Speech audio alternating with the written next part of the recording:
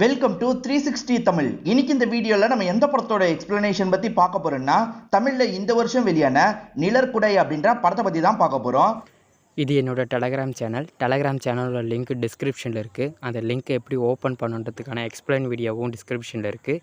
தேவைப்படுறவங்க யூஸ் பண்ணிக்கலாம். இது ஒரு பக்காவான கிரைம் த்ரில்லர் படம்னு சொல்லலாம். ஸ்டார்டிங்ல இருந்து எண்டிங் வரைக்கும் சூப்பரா கொண்டு போயிருப்பாங்க. ஒரு முக்கியமான மெசேஜையும் இந்த படம் மூலியமா சொல்ல வந்திருப்பாங்க. கண்டிப்பா அந்த மெசேஜ் உங்களுக்கு பிடிக்கும் நம்புறேன். நீங்க எதிர்பார்க்காத சில திருப்பங்களும் இந்த படத்தோட கதையில இருக்கும். இந்த படத்தோட எக்ஸ்பிளனேஷனுக்குள்ள போறதுக்கு முன்னாடி வீடியோக்கு ஒரு லைக்க போடுங்க. அது மூலியமா இந்த வீடியோ இன்னும் நிறைய பேர்கிட்ட கொண்டு போய் சேர்க்கப்படும். மேற்கொண்டு டைம் வேஸ்ட் பண்ணாம நம்ம நேரடியே எக்ஸ்பிளனேஷனுக்குள்ள போயிடலாம். படத்தோட ஸ்டார்டிங் சீனே ஒரு முதியோர் இல்லத்தை காட்டுறாங்க. இதை நடத்திட்டு இருக்க ஓனருக்கு போன் கால் வருது. சிஎம் செல்லுல இருந்து ஆளுங்க பேசுறாங்க. அதுக்கப்புறம் சிஎம்ஏ பேசுறாரு. இவங்க ரொம்ப சிறப்பா இந்த விஷயத்த பண்ணிட்டு இருக்காங்கல்ல, இந்த வருஷம் இவங்களுக்கு அவார்டு தரதுக்கு முடிவு பண்ணிருக்காங்க. இதை கேட்டு ஓனர் சந்தோஷப்படுறாரு. இப்ப எல்லாருக்குமே இந்த தகவல் தெரிஞ்சது போல இப்ப பேட்டி எடுக்கிறதுக்காக மொத்தமா இந்த இடத்துக்கு வந்துடுறாங்க. சரி, உங்களுக்கு அவார்டு கிடைச்சிருக்கு, இதை பத்தி என்ன சொல்ல நினைக்கிறீங்கன்ற மாதிரிலாம் கேக்குறாங்க. இந்த ஓனர் இருக்கார்ல, இதுக்கு நான் காரணம் கிடையாது, இங்க வந்திருக்க ஜோதின்னு ஒருத்தங்க தான் காரணம்ன்ற மாதிரி சொல்றாரு. இப்ப ஜோதி இந்த இடத்துக்கு வராங்க. இந்த ரோலை தேவயானி தான் பண்ணிருப்பாங்க. எல்லாருமே இங்க இருக்கிறவங்களை பாத்துக்கிறதுல மட்டும் தானே கவனம் செலுத்துவாங்க. ஆனா ஜோதியை பொறுத்த வரைக்கும் முடிஞ்ச அளவுக்கு ஃபேமிலி கிட்ட பேசி திரும்பி ஃபேமிலி கிட்டயே அனுப்பி வைக்கிறதுக்கு முயற்சி செய்வாங்க. அந்த மாதிரி நிறைய பேரை இங்க இருந்து திரும்பி ஃபேமிலியோட சேர்த்து வச்சிருப்பாங்க. அதுதான் நான் பண்ணது, அதுக்கு தான் அவார்டை ஒதுக்கி இருக்காங்க போல, இதை எல்லாருமே பண்ணணும்னு ஆசைப்படுறேன் அப்படின்ற மாதிரிலாம் சொல்றாங்க. ஜோதியை பொறுத்த வரைக்கும் இலங்கையை சேர்ந்தவங்களா இருப்பாங்க. அகதியா தான் இந்த இடத்துக்கு வந்திருப்பாங்க. இவங்க ஃபேமிலி எல்லாம் இழந்திருக்காங்கல்ல, அதனால மத்தவங்க அந்த மாதிரி இழந்து கஷ்டப்படக்கூடாது, ஃபேமிலி கூட சந்தோஷமா இருக்கணும்ன்ற மாதிரிலாம் ஆசைப்படுவாங்க. இவங்க பேசுறதை கேட்டு எல்லாருமே இந்த இடத்துல கிளாப்லாம் தட்டிட்டு இருக்காங்க. அப்படியே கட் பண்ணி ஒரு அபார்ட்மெண்ட்டை நமக்கு காட்டுறாங்க. இங்க இருக்கவங்க தான் கதையில முக்கியமான கேரக்டர்ஸா இருப்பாங்க. இவங்க பேரு லான்சி அப்படின்றது. லான்சியும் காலையில ஹஸ்பண்ட் எழுப்புறாங்க.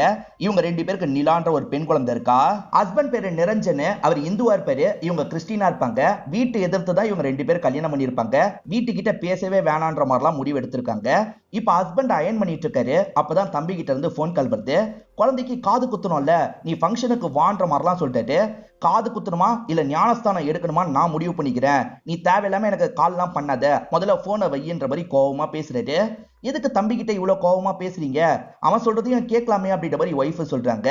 நான் தான் சொல்றேன்ல, நம்ம ரெண்டு பேரோட ஃபேமிலியை நம்மளை ஏத்துக்கல, இதுக்கப்புறம் நம்ம அவங்களை ஏத்துக்க வேணாம் அப்படின்ற மாதிரிலாம் இவர் சொல்றாரு. இவங்க ரெண்டு பேருமே வேலைக்கு போறதுனால பேபி சிட்டர் வச்சுதான் குழந்தைய பாத்துப்பாங்க. என்ன இன்னும் பேபி சிட்டர் வரலன்ற மாதிரி பேசிட்டு இருக்காங்க. அப்பதான் திவ்யா இந்த இடத்துக்கு வந்திருக்காங்க.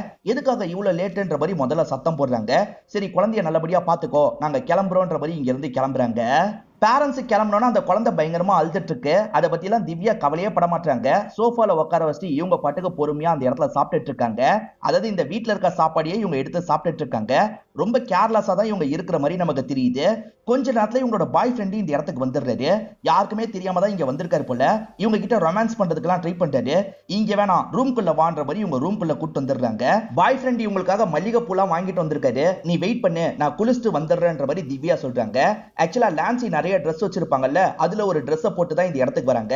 ரெண்டு பேருமே வீட்ல இருக்க ட்ரிங்க்ஸை சேர்ந்து குடிச்சிட்டு இருக்காங்க. நீ கொஞ்ச நேரம் மட்டும் வெயிட் பண்ணு, நான் குழந்தைய தூங்க வச்சுட்டு வரேன்ற மாதிரி திவ்யாவும் குழந்தை கிட்ட வந்துடுறாங்க. இதை நீ குடின்ற மாதிரி டானிக்க குடிக்க வைக்கிறாங்க. கொஞ்சம் அதிகமாவே குழந்தைய குடிக்க வைக்கிறாங்க. அப்பதான் குழந்தை தூங்குவான்றதுக்காக. குழந்தை தூங்குனதுக்கு அப்புறம் ரெண்டு பேருமே ஒன்னா இருக்காங்க. ஈவினிங் ஆனோன்னா அந்த பாய் ஃப்ரெண்ட் கிளம்பி போயிடுறாரு. இப்ப நிரஞ்சன் பாஸ் நமக்கு காட்டுறாங்க. இந்த பாஸ் இருக்காரு பாத்தீங்களா, ஒரு பையனை அமெரிக்காக்கு அனுப்புறதுக்கான எல்லா ஏற்பாடும் பண்ணிருக்காரு. அவனுமே நன்றி சொல்லிட்டு இங்க இருந்து கிளம்பி போறான். ஆக்சுவலா ஹீரோ போனோம்னு ஆசைப்படுறாரு. அதை பாஸ் தள்ளி தள்ளி போட்டுட்டு இருக்காரு. இது வரைக்கும் நான் ட்ரெயின் பண்ண 4-5 பேர் அனுப்பிட்டீங்க, என்ன மட்டும் எதுக்கு அனுப்ப மாட்டீங்க அப்படின்ற மாதிரிலாம் ஹீரோ கேட்கிறாரு. எல்லாருமே அமெரிக்காவுக்கு போயிட்டா இங்க வேலையெல்லாம் யார் பாக்குறது, ஒன்ன மாதிரி ஆள் ஒருத்தர் எனக்கு கிடைக்க மாட்டான், இங்கதான் உனக்கு நிறைய ஏற்பாடு பண்ணி தந்திருக்கேன்ல, சம்பளமும் அதிகமா தரேன், நீ இங்கேயே இருன்ற மாதிரிலாம் பாஸ் சொல்லிட்டாரு. பாஸ், அமெரிக்காவுக்கு போகணுன்றது என்னோட ஆசை, நான் கண்டிப்பா அமெரிக்காவுக்கு போவேன், நீங்க ஏற்பாடு பண்ணலன்னா நானே ஏற்பாடு பண்ணிப்பேன்னு சொல்றாரு. லான்சியை பொறுத்த வரைக்கும் காஸ்மெட்டிக்லாம் ரெடி பண்ணுவாங்கல்ல, அந்த மாதிரி ஒரு கம்பெனில தான் வேலை பாக்குறாங்க. இவங்களுக்கு நிறைய பிராண்ட்ஸ்லாம் இருக்கும். இவங்க அமெரிக்காவுக்கு போகணும்னு ஆசைப்படுறாங்க. நானும் ஹஸ்பண்டும் அமெரிக்காவுக்கு போகணும்னு ஆசைப்படுறோம் சார், அந்த பிரான்ச்ல எங்களுக்கு ஏற்பாடு பண்ணி தர முடியுமான்ற மாதிரிலாம் கேக்குறாங்க. கண்டிப்பா மேல இடத்துல பேசுறமா, உன் வேலை நல்லா இருக்கு, சீக்கிரமே அனுப்புறதுக்கு ட்ரை பண்றேன்ற மாதிரி சொல்றாரு. இவங்களுமே கேட்டு சந்தோஷப்படுறாங்க. இந்த திவ்யா இருக்கா பாத்தீங்களா, பாய் ஃப்ரெண்ட் கிட்ட தான் பேசிட்டு இருக்கா. கதவை தட்டுற சவுண்ட் கேட்டோன்னு இந்த குழந்தைய தூக்கிக்கிறா. இந்த குழந்தைய நல்லபடியா பாத்துக்கிற மாதிரிலாம் அவங்க ரெண்டு பேர்கிட்ட நடிச்சிட்டு இருக்கா. குழந்தை காலையில இருந்து என்னை விட்டு இறங்கவே இல்ல, அதனால தான் வீட்டு வேலையை சரியா பார்க்க முடியலன்ற மாதிரிலாம் சொல்றா. ஒன்னும் பிரச்சனை இல்ல, வீட்டு வேலையை நாங்க பாத்துக்கிறோம், நீ கிளம்புன்ற மாதிரி அனுப்பி வச்சிடுறாங்க. நிரஞ்சனு கொஞ்சம் அப்செட்டா வந்திருக்காரு. என்னாச்சு ஏதாச்சுன்னு கேக்குறாங்க. நான் ட்ரெயின் பண்ண 4வது ஆளா அமெரிக்காக்கு அனுப்பி வச்சிட்டாரு, என்ன மட்டும் அனுப்ப மாட்டாரு, அந்த எம்டியை பார்க்கும் போதே கோவம் வருது அப்படின்ற மாதிரி சொல்லிட்டாரு. சரி இப்ப எதுக்கு அந்த ஆளை பத்தி பேசிக்கிட்டு ஃப்ரீயா விடுன்ற மாதிரி இவங்களும் சொல்றாங்க. இப்போ குழந்தைய படுக்க வச்சிடுறாங்க. இவங்க 2 பேருக்குமே வேலையில ஏகப்பட்ட ஸ்ட்ரெஸ் இருக்கும்ல, அதனால இவங்க 2 பேருமே சேர்ந்த மாதிரி ட்ரிங்க்லாம் பண்றாங்க. அந்த திவ்யா ஒரு நாள் 2 நாள் கிடையாது, ஆவுனா பாய் ஃப்ரெண்ட வர வச்சிடறா. இந்த பொண்ணுக்கு டானிக்க கொடுத்து படுக்க வச்சிடறா. இது ரொம்ப ரெகுலரா போயிட்டு இருக்கு பாத்தீங்களா. ஒரு நாள் இவங்க 2 பேர் ஒன்னா இருக்கும் போது அந்த குழந்தை அழுவுற மாதிரி சவுண்ட் கேக்குது. அச்சச்சோ டானிக்க கொடுக்க மறந்துட்டேன், இரு பாத்துட்டு வரேன்ற மாதிரி இவங்களுமே பாக்குறதுக்காக வராங்க. பார்த்தா அந்த குழந்தைக்கு வலிப்பு வந்திருக்கு. அவ பயங்கரமா துடிச்சிட்டு இருக்கா. என்னாச்சு ஏதாச்சுன்னு தெரியல. பாய் ஃப்ரெண்ட வேகமா அனுப்பி விடுறாங்க. அதே மாதிரி லான்சிக்கு கால் பண்ணி இந்த தகவலை சொல்றாங்க. லான்சி பதட்டப்பட்டு வேகமா ஹாஸ்பிட்டலுக்கு கிளம்ப ஆரம்பிக்கிறாங்க. செக் பண்ண டாக்டருக்கு ஏதோ தப்பா இருக்கிறது தெரிஞ்சிருது. நீ டானிக்க கரெக்டான அளவுல தான் தந்தியா இல்ல அதிகமா தந்தியான்ற மாதிரிலாம் கேக்குறாங்க. இல்ல இல்ல, அவ உடம்பு முடியாம இருக்கும் போது லைட்டா தான் டானிக்க தந்தன்ற மாதிரிலாம் இவங்க சமாளிக்கிறாங்க. இவங்க அதிகமா தந்ததை இந்த இடத்துல மறைச்சிடுறாங்க. குழந்தை இப்போ ஓகே தானேன்ற மாதிரி பேரண்ட்ஸ் கேக்குறாங்க. ஓகேன்னு சொல்ல முடியாது, உங்க குழந்தைக்கு வீசிங் ப்ராப்ளம் இருக்கிறதா சொன்னல, அவ அழுதாலே இந்த மாதிரி ப்ராப்ளம் வரும், முடிஞ்ச அளவுக்கு அழுவாம பாத்துக்கோங்கன்ற மாதிரிலாம் சொல்றாங்க. சரின்ற மாதிரி பேரண்ட்ஸும் ஏத்துக்கிட்டு இங்க இருந்து குழந்தைய கூப்பிட்டு கிளம்புறாங்க. இப்ப வீட்டுக்கிட்ட வந்துட்டு வீட்டுக்குள்ள போலான்னு நினைக்கிறாங்க. அப்ப செக்யூரிட்டி இருக்கார்ல, சார் உங்ககிட்ட பேசணும், என் கூட வாங்கன்ற மாதிரி சொல்லிட்டு, தினமும் நீங்களும் மேடமும் கிளம்புனதுக்கு அப்புறம் ஒருத்தவங்க பிளாட்டுக்குள்ள வரான் சார், என்ன ஏதுன்ற மாதிரி விசாரிச்சு பார்த்தேன், திவ்யாக்கு சாப்பாடு தரதுக்காக வரதா சொல்றான், எனக்கு என்னமோ நம்பிக்கை இல்ல, 2 மணி நேரத்துக்கு மேல வீட்டுக்குள்ள இருக்கான்ற மாதிரிலாம் இவர் சொல்லிட்டாரு. இந்த சைடு திவ்யாவும் நம்ம மாட்டிப்போமா அப்படின்ற மாதிரி பயந்துட்டு இருக்கா. அப்பதான் லான்சிக்கு போன் கால் வருது. லான்சி கீழே வான்ற மாதிரி ஹஸ்பண்ட் தான் கால் பண்ணிருக்காரு. இரு நான் வந்துடுறேன்ற மாதிரி திவ்யா கிட்ட சொல்லிட்டு இவங்க கீழே வந்துடுறாங்க. சிசிடிவில இவருமே காமிச்சிடுறாரு. திவ்யா ஒருத்தனை வர வச்சு என்ன பண்ணிட்டு இருக்கான்றது இவங்களுக்கு புரிஞ்சிருது. இவங்க பயங்கரமா டென்ஷன் ஆயிடுறாங்க. இத வீடு நினைச்சியா இல்ல லாட்ஜ் நினைச்சியா, என்ன காரியம் பண்ணிட்டு இருக்க அப்படின்ற மாதிரிலாம் இவள பலார்னு கண்ணத்திலே அறையிறாங்க. என்ன மன்னிச்சிருங்க மேடம்ன்ற மாதிரிலாம் அவ கெஞ்சிட்டு இருக்கா. போலீஸ் கம்ப்ளைண்ட் கொடுக்க போறோன்ற மாதிரி சொல்றாங்க. என் லைஃபே போயிடும், ப்ளீஸ் என்ன மன்னிச்சு விட்டுருங்கன்ற மாதிரிலாம் கேட்கிறா. முதல்ல இந்த வீட்டை விட்டு போய் தொலை அப்படின்ற மாதிரி இவங்களுமே துரத்தி விடுறாங்க. குழந்தைய நம்ம யாராவது பாத்துக்கிட்டாதான் நல்லா இருக்கும்ன்ற மாதிரி யோசிக்கிறாங்க. லான்சி பேசாம நீ வேலையை விட்டு நீ குழந்தைய பாத்துக்கோன்ற மாதிரி சொல்லிட்டாரு. அது ஏன் நான் வேலை விடணும், நீ வேலையை விட்டு நான் வேலைக்கு போறேன்ற மாதிரி சொல்றாங்க. 2 பேருக்குள்ளயும் ஆர்குமெண்ட் மாதிரிலாம் வருது. சரி நாளைக்கு ஒரு நாள் மட்டும் குழந்தைய பாத்துக்கோ, அதுக்குள்ள பேபி சிட்டரை ஏற்பாடு பண்ணலாம்னு சொல்றாரு. நாளைக்கு எனக்கு முக்கியமான வேலை இருக்கு, என்னால பாத்துக்க முடியாது, நாளைக்கு நீ பாத்துக்கோன்னு லான்சி சொல்றாங்க. சரி நான் பாத்துக்கிறேன், 2 பேருமே மாத்தி மாத்தி கொஞ்ச நாள் பேபி சிட்டர் கிடைக்கிற அளவுக்கு பாத்துக்கலாம்னு சொல்றாரு. மறுநாள் இவருமே குழந்தைய நல்லபடியா பாத்துக்கிறாரு. வீட்ல இருந்து வேலை பாக்குறேன்ற மாதிரி எம்டி கிட்ட சொல்லிருப்பாரு. இப்ப வீட்ல இருந்து செய்ய வேண்டிய வேலையெல்லாம் செஞ்சுட்டு இருக்காரு. நடுவுல ஒய்ஃபுக்கு கால் பண்ணி நல்லபடியா பாத்துட்டு இருக்கன்ற மாதிரிலாம் சொல்லிட்டாரு. இப்ப ஒய்ஃபோட டர்ன் வருது. அவங்க வீட்ல இருந்து குழந்தைய நல்லபடியா பாத்துக்கிறாங்க. வீட்ல இருந்து அவங்க வேலையெல்லாம் கொஞ்சம் மேனேஜ் பண்றாங்க. இன்னைக்கு நிரஞ்சன் தான் வீட்ல இருந்து குழந்தைய பாத்துக்கணும். அப்பதான் எம்டி கிட்ட இருந்து கால் வருது. இன்னைக்கு அந்த டீலை கன்ஃபார்ம் பண்ணும், நீ வந்தாதான் நடக்கும், தயவு செஞ்சு வான்ற மாதிரி சொல்லிட்டாரு. இவர் வர முடியாதுன்னு எவ்வளவோ சொல்லி பாக்குறாரு. ஆனா எம்டி கண்டிப்பா வரணும்ன்ற மாதிரி சொல்லிடுறாரு. வேற வழி இல்லாம இவருமே கிளம்பி ஆபீஸ்க்கு வந்துடுறாரு. இப்ப கதவை திறந்த மாதிரி வச்சிடுறாரு. குழந்தை படுத்து தூங்கிட்டு தான் இருக்கா, நடுவுல பாத்துக்கோங்கன்ற மாதிரி சொல்லிட்டாரு. செக்யூரிட்டியும் சரின்ற மாதிரிலாம் ஏத்துக்கிறாரு. இப்ப இவரும் மேல வந்து அந்த கிளைண்ட்டுங்க கிட்ட எல்லாம் பேசிட்டு இருக்காரு. பேசி டீல ஓகே பண்றாரு. நடுவுல ஜன்னல் வழியா எல்லாம் ஓகேவா இருக்கான்ற மாதிரியும் பார்த்துட்டு இருக்காரு. ஆக்சுவலா இந்த இடத்துக்கு வேற ஒருத்தர் கார்ல வராரு. அப்ப செக்யூரிட்டி இருக்க மாட்டாரு. இவங்க யாரு காரை திறந்து வச்சிருக்காங்கன்ற மாதிரி சட்டுன்னு கதவை சாத்திடுறாரு. அந்த பொண்ணுக்கு வீசிங் ப்ராப்ளம் இருக்குல்ல, கண் முழிச்சிடறா. கண் முழிச்சவ பயங்கரமா அழுதுட்டு இருக்கா. இவங்களால காரை திறக்க முடியல. இந்த இடமே ரொம்ப பரபரப்பா மாறிடுது. மேல இருந்து இவருமே கவனிச்சிடுறாரு. கவனிச்சவரு பொண்ணுக்கு பிரச்சனை அப்படின்ற மாதிரி வேகமா கீழே வந்துடுறாரு. கதவை திறந்து பொண்ணை நல்லபடியா வெளியே எடுத்துடுறாரு. நடந்த விஷயத்தெல்லாம் ஒய்ஃபு கிட்ட சொல்லியிருப்பாரு. நீ எதுக்காக இந்த மாதிரி பண்ணன்ற மாதிரி ஒய்ஃபை போட்டு திட்டுறாங்க. எம்டி கூப்பிட்டதுனால தான் போனேன், என்ன மன்னிச்சிரு, இதுக்கப்புறம் இந்த மாதிரிலாம் நடக்காதுன்ற மாதிரி சொல்லிட்டாரு. அப்பதான் எம்டி இந்த இடத்துக்கு வந்திருக்காரு. ஆக்சுவலா இவர் பேசி அந்த டீலை ஓகே பண்ணிருப்பாரு. அதுக்கு கிஃப்ட் தந்துட்டு போறதுக்காக தான் வந்திருக்காரு. இந்த எம்டியை சுத்தமா லான்சிக்கு பிடிக்காது போல வேணும்ட்டே பாத்திரத்தை போட்டுட்டு இருக்காங்க. சரி அவ கோவமா இருக்கா, நீங்க கிளம்புங்க அப்படின்ற மாதிரிலாம் ஹீரோ சொல்லிட்டு இருக்காரு. அந்த எம்டி இருக்கார்ல, நாளைக்கு உன் பாப்பாவோட பர்த்டேல அதை கொண்டாடுறதுக்காக ஒரு ஆசிரமத்துல நான் செய்ய வேண்டிய எல்லா ஏற்பாடும் செஞ்சிருக்கேன், நீங்க போய் அங்க கொண்டாடுங்கன்ற மாதிரிலாம் சொல்லிட்டு போறாரு. ஆசிரமத்துல கொண்டாடினா நல்லதுன்னு சொல்லுவாங்கல்ல, அதுக்காக இவங்களுமே குழந்தைய கூட்டிட்டு அந்த ஆசிரமத்துக்கு வந்துடுறாங்க.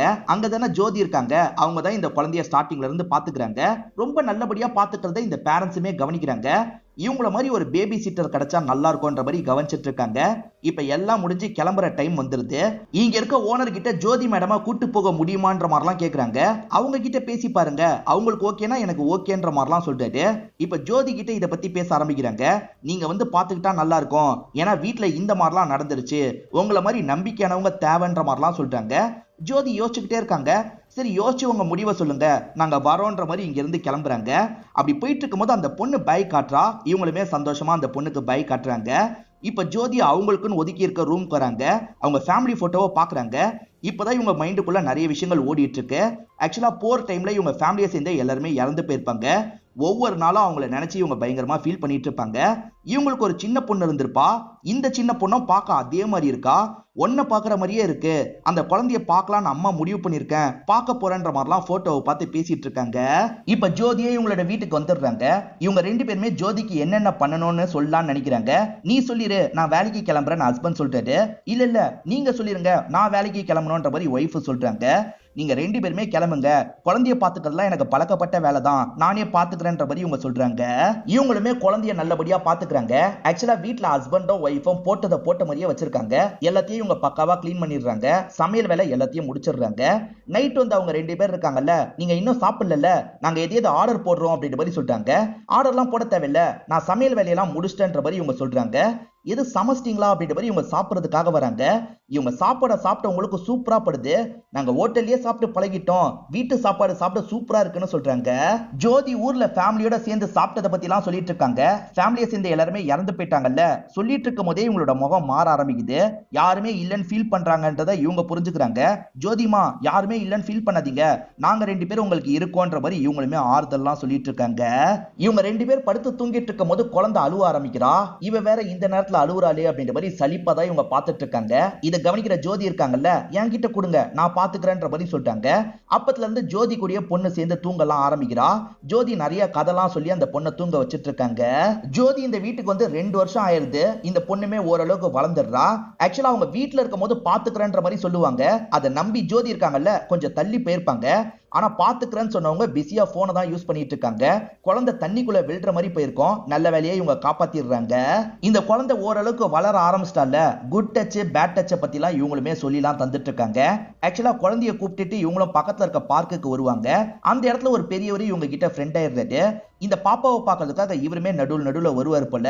அந்த பாப்பாக்கு சாப்பிடுற மாதிரி ஐட்டம் எல்லாம் தந்துட்டு இருக்காரு. இப்ப ஜோதியும் அபார்ட்மெண்ட்டுக்கு வந்துடுறாங்க. பிளாட்டுக்கு போலான்ற மாதிரி லிப்டுக்குள்ள போய் பட்டனை பிரஸ் பண்றாங்க. அப்பன்னு பார்த்து வேற ஒருத்தர் பட்டனை பிரஸ் பண்ணி நிறுத்திடுறாரு.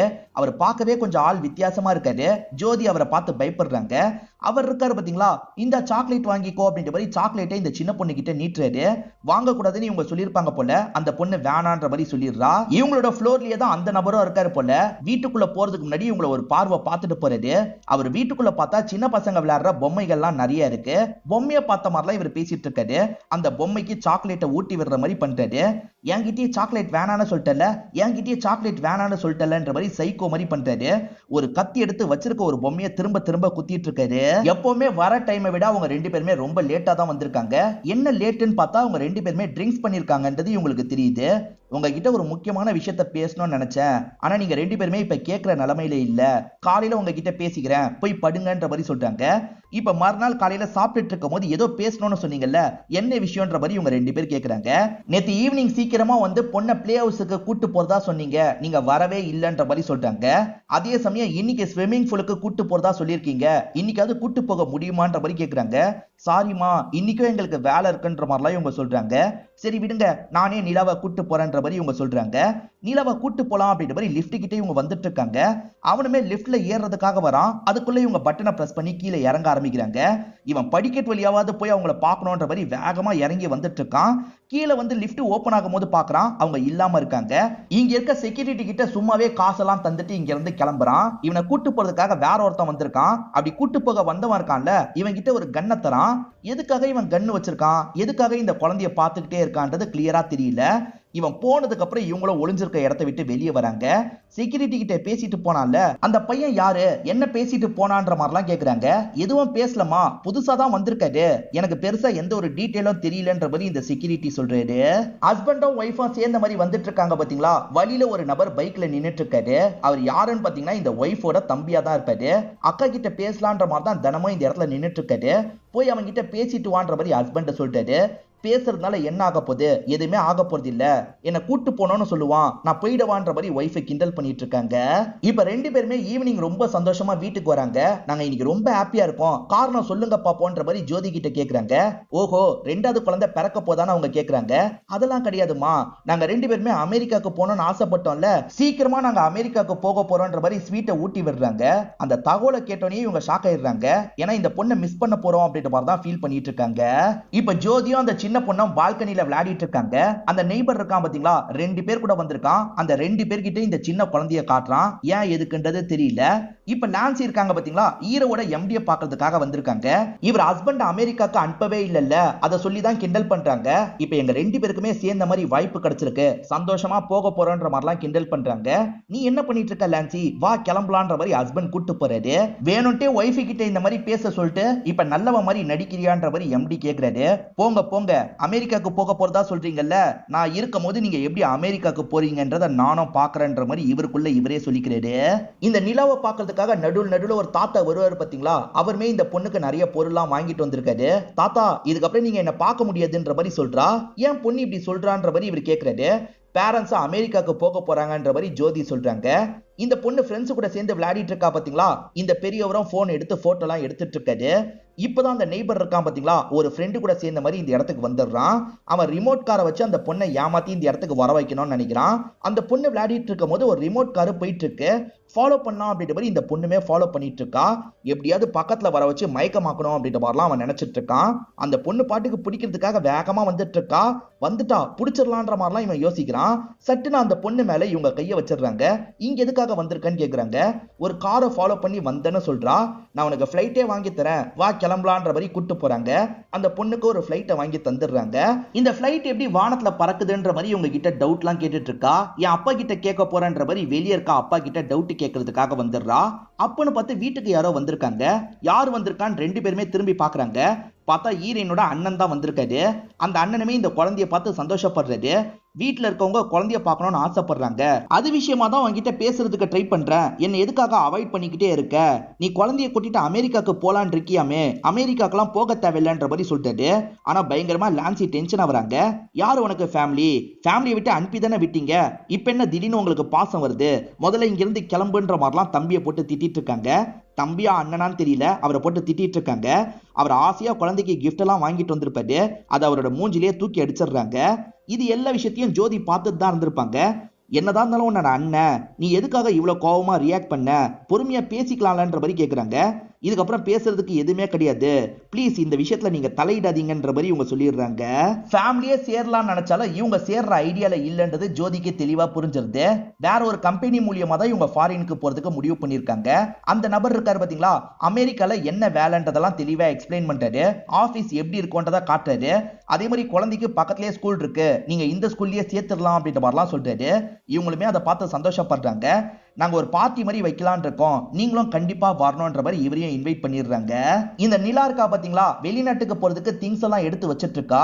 அவளை பொறுத்த வரைக்கும் கூட ஜோதிமாவும் வராங்கன்னு நினைக்கிறா. நீங்களும் வரீங்கல்ல, ஜாலி தான் அப்படின்ற மாதிரி சொல்றா. குழந்தைக்கு இது தெரியாம பாத்துக்கலான்ற மாதிரி இவங்களும் யோசிக்கிறாங்க. குழந்தைய இவங்க பயங்கரமா மிஸ் பண்ணுவாங்க போல, தனியா வந்து பயங்கரமா ஃபீல் பண்ணி அழுகுறாங்க. ஈவினிங் டைம் இவங்க ரெண்டு பேருமே பர்ச்சேஸ் எல்லாம் முடிச்சுட்டு வீட்டுக்கு வந்துடுறாங்க. இன்னைக்கு ஒரு பார்ட்டி இருக்கு, நீங்க சீக்கிரமா ரெடி ஆகுங்கன்ற மாதிரிலாம் சொல்றாங்க. நான் அங்க வரப்போறதா அந்த பொண்ணு நினைச்சிட்டு இருக்கா, அந்த பொண்ணு கிட்ட நீங்க சொல்லிருங்கன்ற மாதிரி சொல்றாங்க. அது ஒன்றும் பிரச்சனை இல்லக்கா, நாங்க ஃபாரின்ல போய் கூட ஏதாவது சாக்கு போக்கு சொல்லிக்கிறோம், நீங்க ஃப்ரீயா விடுங்கன்ற மாதிரிலாம் லான்சி சொல்றாங்க. சரின்ற மாதிரி ஜோதியை இந்த இடத்துல ஏத்துக்கிறாங்க. இப்ப ஈவினிங் பார்ட்டிக்காக நிறைய பேர் வந்திருக்காங்க. ஸ்டார்டிங் திவ்யான்னு ஒரு பொண்ணை காமிச்சாங்கல்ல, அவ வேற ஒருத்தர் கிட்ட பேபி சிட்டிங் வேலைக்காக பேசி கன்ஃபார்ம் பண்ணிட்டு இங்க இருந்து கிளம்புறா. இதெல்லாம் நிரஞ்சன் பார்த்திருப்பாரு. அவளெல்லாம் வேலைக்கு சேர்க்காதீங்க, அவ சரியில்லை அப்படின்ற மாதிரிலாம் சொல்லிட்டு இருக்காரு. சரின்ற மாதிரி அந்த நபருமே ஏத்துக்கிறாரு. இதெல்லாம் திவ்யா லாங்ல இருந்து பார்த்திருப்பாங்க. என்ன வேலையை இப்படி கெடுத்து விட்டானே அப்படின்ற மாதிரி கோவப்பட்டுட்டு இங்க இருந்து கிளம்பி போறாங்க. இப்ப பாஸுமே இந்த இடத்துக்கு வந்துடுறாரு. என் ஒய்ஃப் பேசினதை மனசுல வச்சுக்காம வந்ததுக்கு நன்றின்ற மாதிரி இவர் பாஸை வெல்கம் பண்றாரு. பாஸ் ஃப்ரெண்ட்ஸுங்க கிட்ட பேசிட்டு இருக்கும்போது இந்த இடத்துக்கு லான்சி வந்துடுறாங்க. நாங்க அமெரிக்காக்கு போக போறோம்ன்ற மாதிரி பயங்கரமா சீன்லாம் போட்டுட்டு இருக்காங்க. வேற ஒருத்தர் இருக்காருல, ஜோதிமா கூட உன்னோட பொண்ணு நல்லா அட்டாச் ஆயிட்டா, அவங்களையும் கூட்டு போக போறீங்களான்ற மாதிரி கேக்குறாரு. அவங்க எல்லாம் இல்ல, பொண்ணு மட்டும் தான் வரப்போறான்ற மாதிரி இவங்க சொல்றாங்க. இதெல்லாம் பின்னாடி இருந்து அந்த பொண்ணு கேட்டுறா. அப்ப ஜோதிமா வரலையான்ற மாதிரி ஃபீல் பண்றா. ஜோதிமா எதுக்காக என்கிட்ட போய் சொன்னீங்க, நீங்க வரப்போறது இல்லன்ற மாதிரி கேக்குறா.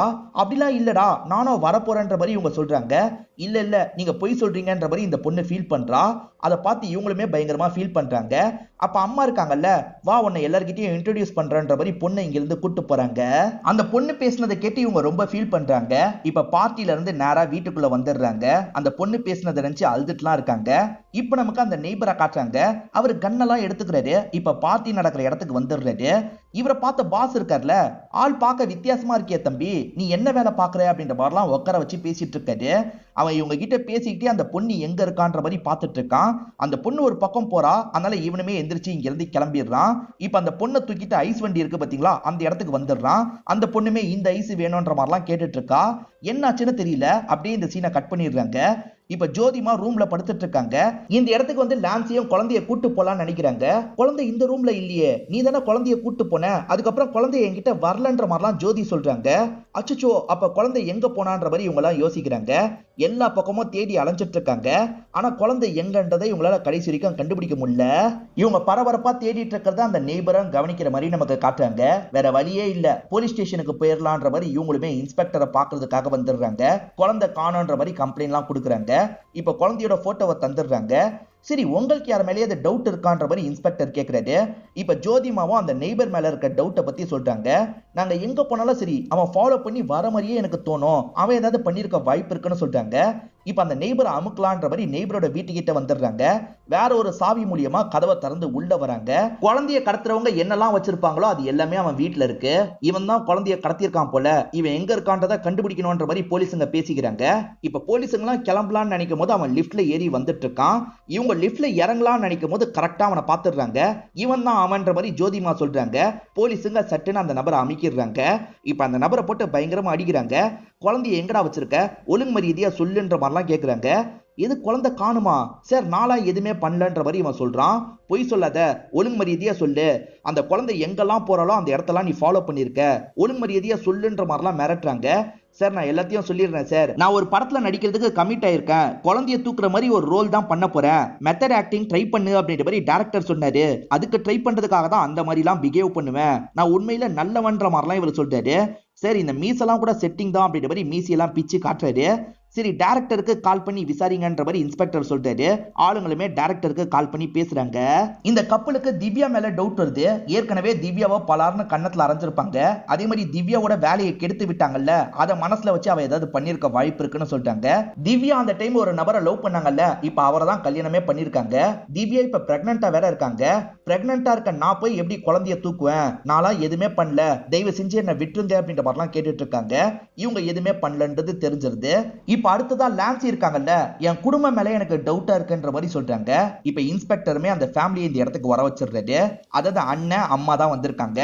எங்க மேலேயே கம்ப்ளைண்ட் கொடுத்துருக்கியா, நாங்க என்னடி பாவம் பண்ணோம், அந்த குழந்தைய பார்க்கணும்னு நினைச்சோம், அது தப்பான்ற மாதிரிலாம் அம்மா புலம்புறாங்க. அம்மா பேசுறத வச்சு அம்மா பண்ணலன்றது இன்ஸ்பெக்டருக்கு தெரியுது. இதை தாண்டி பாஸ் மேல டவுட் இருக்குன்ற மாதிரி இவங்க சொல்றாங்க. அதாவது ஹீரோவோட எம்டி மேல டவுட் இருக்கிறதா சொல்றாங்க. எம்டியும் இதை கேட்டு ஷாக் ஆயிடுறாரு. இவங்க ரெண்டு பேருமே அமெரிக்காக்கு போக போறாங்க பாத்தீங்களா, எம்டி தான் வேற ஒருத்தர் மூலியமா இவங்க ரெண்டு பேருமே அமெரிக்காக்கு போறதுக்கான ஏற்பாடுலாம் பண்ணிருப்பாரு. நீங்க ரெண்டு பேரும் என்ன வெறுக்க ஆரம்பிச்சிட்டீங்கல்ல, அதுக்காக தான் இந்த விஷயத்த பண்ணேன்னு சொல்றாரு. உன்னை நான் எப்பயும் அமெரிக்காக்கு அனுப்பியிருப்பேன், ஆனா இங்கே என்னோட பொசிஷனுக்கு உன்னை கொண்டு வரலாம் நினைச்சேன், அதுக்காக தான் உன்னை இங்கேயே வச்சிருந்தேன் அப்படின்ற மாதிரிலாம் சொல்றாரு. உங்க ரெண்டு பேருக்கு நல்லது மட்டுமே நினைச்ச என்ன போய் குழந்தைய தூக்கி இருப்பேன்னு நினைச்சிட்டீங்கல்ல, எனக்கு கஷ்டமா இருக்குன்ற மாதிரி ஃபீலிங்கா பேசுறாரு. இவங்களுமே இவர் பண்ணலன்னு புரிஞ்சுக்கிறாங்க. இவர்கிட்ட மன்னிப்புலாம் கேட்டுட்டு இருக்காங்க. அந்த பையன் இருக்கான் பாத்தீங்களா, டைரக்டர் கிட்ட பேச வச்சிடறான். டைரக்டர் உண்மையிலேயே மெத்தட் ஆக்டிங்க்கு தான் அவன் அப்படி பண்ணிருக்கான்ற மாதிரி சொல்றாரு. சார் இதெல்லாம் ஸ்டூடியோக்குள்ள வச்சுக்கோங்க, வெளியெல்லாம் இந்த மாதிரி பண்ணுவீங்களான்ற மாதிரி இவரும் சத்தம் போடுறாரு. அப்ப யார் தான் குழந்தைய தூக்கி இருப்பான்ற மாதிரி இன்ஸ்பெக்டரும் ரொம்ப யோசிக்கிறாரு. இப்ப நீங்க ரெண்டு பேர் வெளியே போங்கன்ற மாதிரி சொல்றாரு. ஜோதிமா நீங்க மட்டும் உட்காருங்கன்ற மாதிரி உட்கார வச்சிடுறாரு. குழந்தைய எங்க வச்சிருக்கீங்க, ஒழுங்கா தந்துருங்கன்னு கேக்குறாரு. சார் என்ன சார் சொல்றீங்க, நான் ஏன் குழந்தைய தூக்கணும்னு கேக்குறாங்க. குழந்தை அமெரிக்காவுக்கு போக போறா, இது உங்களுக்கு பிடிக்கல, உங்க கூடயே வச்சுக்கணும்னு நினைச்சிருக்கீங்க, அதுக்காக தான் இப்படி பண்ணிருக்கீங்க, குழந்தை எங்கன்ற மாதிரி கேக்குறது. சத்தியமா நானும் அப்படி பண்ணல சார், நம்புங்கன்ற மாதிரி ஃபீல் பண்ணிட்டு இருக்காங்க. அப்பதான் இன்ஸ்பெக்டருக்கு போன் கால் வந்திருக்கு. இவருமே அட்டன் பண்ணி பேசலாம் செய்யறாரு. இப்ப பேசினவரோட முகம்லாம் மாறுது. குழந்தை எங்க இருக்குன்னு தெரிஞ்சிருச்சு, வாங்க போலான்ற மாதிரி இவங்களை கூட்டிட்டு கிளம்புறாரு. இப்ப டிராவல் பண்ணி ஒரு வீட்டுக்கு வந்துடுறாரு. அந்த வீட்டை பார்த்தோன்னே நிரஞ்சன் பயங்கரமா ஷாக் ஆகுறாரு. ஏன்னா நிரஞ்சனோட வீட்டுக்கு தான் கூட்டே வந்திருக்காரு. இந்த குழந்தைய பார்க்க நடுவுல ஒரு தாத்தா ஒருவர் பாத்தீங்களா, அவர் தான் நிரஞ்சனோட அப்பாவா இருப்பாரு. ஒய்ஃபுக்கு குழந்தைய காட்டணுன்றதுக்காக தான் அப்பப்போ போட்டோ எல்லாம் எடுத்துட்டு வந்து வீட்டுல இருக்கவங்களுக்கு காட்டுவாரு. இந்த வீட்டுல இருக்கவங்க நிரஞ்சன் கிட்ட பேசுறதுக்கு எவ்வளவோ ட்ரை பண்ணிருப்பாங்க. நாங்க லவ்னோட கோவத்துல போக சொல்லிட்டோம், அதுக்கப்புறம் பேசுறதுக்கு எவ்வளவோ ட்ரை பண்ணோம், இவன் இடமே தரல சார், பேத்திய ஒரேடியா அமெரிக்காவுக்கு கூட்டு போலான்னு முடிவு பண்ணிட்டான், அதனால தான் சின்ன பையன் மூலியமா போய் கூட்டு வர சொன்னோம். இந்த பொண்ணு ஐஸ்கிரீம் கடையில தனியா நின்றுக்கா, அதை பார்த்து சின்ன பையன் கூட்டு வந்திருக்கான், அதனால தான் கால் பண்ணி சொன்னோன்ற மாதிரிலாம் சொல்றாங்க. இப்பயுமே நிரஞ்சன் அம்மா மேல கோவப்படுறாரு. என்ன சார் பேசிட்டு இருக்கீங்க, இவங்களை அரெஸ்ட் பண்ணுங்கன்ற மாதிரிலாம் சொல்றாரு. அவங்க பாட்டிப்பா, அப்படிலாம் அரெஸ்ட் பண்ண முடியாது, சட்டம் அதுக்கு அனுமதிக்காது, குழந்தை கிடைச்சிருச்சுல, நீ கிளம்புன்ற மாதிரிலாம் சொல்றாரு. இவருமே பேரண்ட்ஸ் கிட்ட மேற்கொண்டு பேச விரும்ப மாட்டாரு. குழந்தைய கூப்பிட்டு கிளம்பலான்னு நினைக்கிறாரு. பேரண்ட்ஸும் ஏக்கமா வாசல்ல வந்து பாக்குறாங்க. ஃபிளைட்டுக்கு டைம் ஆயிருது. இவங்க ரெண்டு பேருமே எல்லாத்தையும் எடுத்து வச்சிடுறாங்க. ஜோதிமாக்கு ஒரு பெரிய அமௌண்ட் தந்துடலாம் நினைக்கிறாங்க. இதை வச்சுக்கோங்கன்னு அமௌண்ட்டை கையில தராங்க. ஜோதிமாக்கு இந்த காசெல்லாம் பெருசா தெரியல, இந்த பொண்ணை மிஸ் பண்ணுவோமேன்னு யோசிக்கிறாங்க. பொண்ணுமே ஜோதிமா விட்டு நான் வரமாட்டேன்னு அடம் பிடிக்கிறா. அடம் பிடிக்காத நிலா வான்ற மாதிரி பேரண்ட்ஸ் கூப்பிடுறாங்க. நான் வரமாட்டேன்னு சொல்றா. அதை மீறிய இவங்க பாட்டுக்கு வேகமா இழுத்துட்டு போயிட்டு இருக்காங்க. ஃபேமிலியை ஒரேடியா விட்டுட்டு போறாங்களே அப்படின்ற மாதிரிலாம் ஜோதி யோசிச்சுட்டு இருக்காங்க. பொண்ணு இன்னமும் அடம் பிடிச்சிட்டு இருக்கா. அடம் பிடிக்காத, அமைதியா வான்ற மாதிரி இவங்களுமே பொண்ணு கிட்ட ரொம்ப கோவப்பட்டு இருக்காங்க. ஜோதி வீட்டுல இருக்கும் போது போன் கால் வருது. ஜோதியும் அட்டன் பண்ணி பேசுறாங்க. இப்ப ஏதோ ஒரு இன்ஃபர்மேஷனை கேட்டு ஷாக் ஆயிடுறாங்க. வேகமா இவங்களுமே ஆட்டோ பிடிச்சு ஹாஸ்பிட்டலுக்கு கிளம்பிட்டு இருக்காங்க. என்ன நடந்திருக்கோன்னு பாத்தீங்கன்னா, அந்த பொண்ணு போனால அழுது அந்த பொண்ணுக்கு வீசிங் ப்ராப்ளம் வந்திருக்கும். ஹாஸ்பிட்டலுக்கு கொண்டு தான் அவங்க சேர்த்திருப்பாங்க. கொஞ்சம் சீரியஸான கண்டிஷன்ல பொண்ணு இருக்கா போல. இப்ப ஜோதிமா பாக்குறதுக்காக வந்துடுறாங்க. இப்ப ஓகேவான்ற மாதிரி ஜோதிமா கேக்குறாங்க. அதுக்கு டாக்டர் இருக்காங்கல்ல, ஏற்கனவே இவங்க கிட்ட நிறைய வாட்டி சொல்லிட்டேன், அளவிடாம பாத்துக்கோங்கன்ட்டு. இந்த அளவுக்கு அளவிட்டு இருக்காங்க. அப்படியே அமெரிக்காவுக்கு போறது உங்களுக்கு முக்கியன்ற மாதிரிலாம் டாக்டர் கோவப்படுறாங்க. இப்ப ஜோதிமாவும் வெளியே வந்து இவங்க ரெண்டு பேர்கிட்ட கோவமா பேசுறாங்க.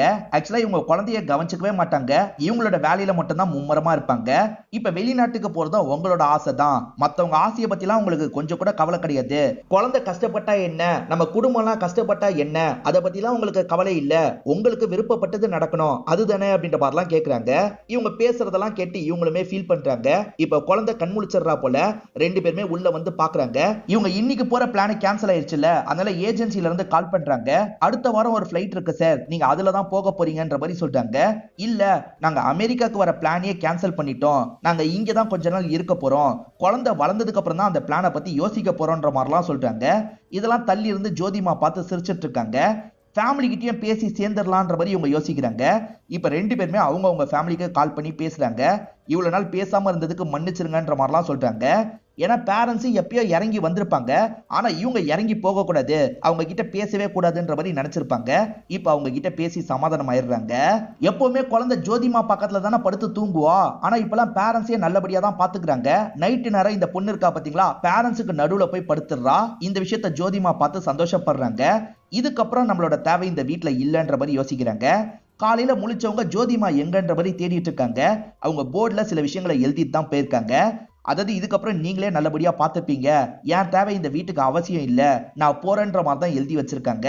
அதை பாக்குற இவங்களுமே லைட்டா எமோஷனல்லாம் ஆகுறாங்க. ஜோதிமா எங்கேயோ நடந்து போற மாதிரி காமிச்சு படத்தை முடிச்சிடுறாங்க. கண்டிப்பா இந்த படத்தோட கதை உங்களுக்கு பிடிச்சிருக்கும் நம்புறேன். இந்த வீடியோ உங்களுக்கு பிடிச்சிருந்ததுன்னா லைக் பண்ணுங்க, கமெண்ட் பண்ணுங்க, மறக்காம 360 தமிழ் சேனலை சப்ஸ்கிரைப் பண்ணுங்க. தொடர்ச்சியா இந்த மாதிரி வீடியோக்கள் வந்துகிட்டே தான் இருக்கும்.